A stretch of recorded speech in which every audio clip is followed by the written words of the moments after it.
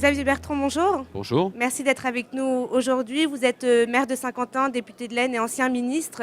Aujourd'hui, on va parler entrepreneur. Une première question d'actualité avec le pacte de responsabilité du président de la République. Qu'est-ce que vous en avez pensé ? Franchement, je ne fais aucune confiance au président de la République, mais je ne suis pas ici pour faire de la politique.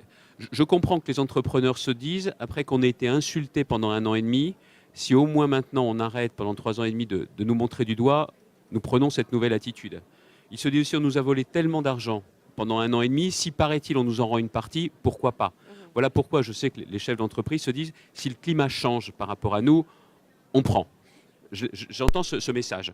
En revanche, vous voyez, là où il devrait y avoir un changement total, c'est est-ce qu'on fait confiance, oui ou non, enfin aux entrepreneurs. Et ça, c'est le problème du politique et de la technocratie par rapport à l'entreprise. Ça n'est même pas un sujet de droite ou de gauche. Est-ce que vous pensez justement que les entrepreneurs ont la place qu'ils méritent aujourd'hui à la fois dans la société et puis dans le tissu économique français ? Non, mais pour ça, je fais appel aussi à mes souvenirs, parce que moi, je ne viens pas du monde de la politique depuis tout le temps. J'ai été entrepreneur et j'ai ces souvenirs bien ancrés. Bien évidemment qu'on ne nous fait pas assez confiance. Ce ne sont pas les politiques qui créent les emplois, ce sont les chefs d'entreprise.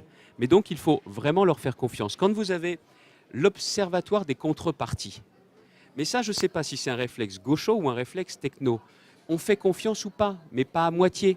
Et aujourd'hui, on ne fait pas encore assez confiance aux entrepreneurs. C'est la seule façon que ce pays redevienne vraiment un grand pays qui crée de l'emploi et de la richesse. On parle beaucoup ici sur le salon désormais du crowdfunding, du financement participatif. Est-ce que vous pensez que finalement ce nouveau mode de financement est là pour remplacer les banques, plus ou moins ? Écoutez, il ne se développerait pas si les banques faisaient vraiment leur boulot. Hein. Parce qu'on a beau nous dire que les banques prêtent, à qui ? À ceux qui n'ont pas beaucoup besoin d'argent.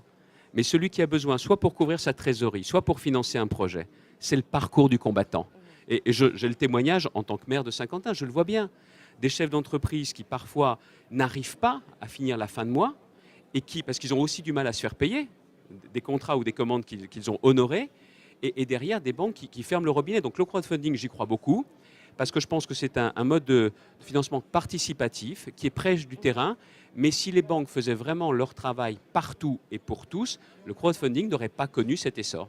Et qu'est-ce qu'il faudrait justement réformer dans le système bancaire pour qu'elle puisse un petit peu se calquer sur ce mode de financement, en tout cas sur le mode très souple que représente le financement participatif ? Il y a un sujet qui est très très large, c'est au niveau européen, parce qu'une banque centrale européenne qui prête de façon illimitée aux banques, mais qui n'a pas dans ses statuts la possibilité de financer la croissance, de lutter contre le chômage, c'est une erreur. Et après, c'est de s'apercevoir que sur le terrain, on doit s'apercevoir que l'argent que récupèrent les banques finance réellement l'économie. Et là, il faut s'apercevoir que la médiation du crédit, c'est une chose, mais ça n'est pas suffisant. Il faut aller beaucoup plus loin dans le détail pour s'assurer que cet argent irrigue réellement l'économie. Je parle désormais aux députés maires. En quoi est-ce que pour un jeune entrepreneur, le tissu local est important ? Sur quelles ressources peut-il s'appuyer à la fois au niveau municipal et régional ? Est-ce qu'on a, comme on dit, non pas en patois picard, mais une mairie, une communauté d'agglomération friendly business ? C'est-à-dire ça passe notamment par un guichet unique. Vous voulez vous implanter, il y a une personne à contacter qui derrière elle va faire le nécessaire auprès des différentes institutions pour faciliter la vie du chef d'entreprise. C'est le foncier ou des locaux qui sont vraiment bon marché, ou alors parfois même mis à disposition avec des pépinières d'entreprise. C'est notre cas à Saint-Quentin, notamment avec des pépinières Creatis. Et puis c'est aussi quelle est la stratégie de développement du territoire. Par exemple, à Saint-Quentin, j'ai fait le choix du numérique, un robot numérique.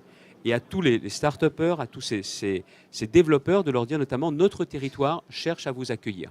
Donc après, c'est la spécialisation des collectivités qui peut faire la différence. C'est-à-dire que vous avez déjà mis en place, ou en tout cas commencé le démantèlement du millefeuille administratif ? Ah mais ça, c'est incontournable, parce que autrement, un chef d'entreprise doit aller voir qui ? Le maire, le responsable d'intercommunalité, il ne faut pas oublier le conseiller général, le conseiller régional, les parlementaires, et en même temps en face, sous-préfet, préfet, et parfois le secrétariat général des affaires européennes s'il y a de l'argent européen.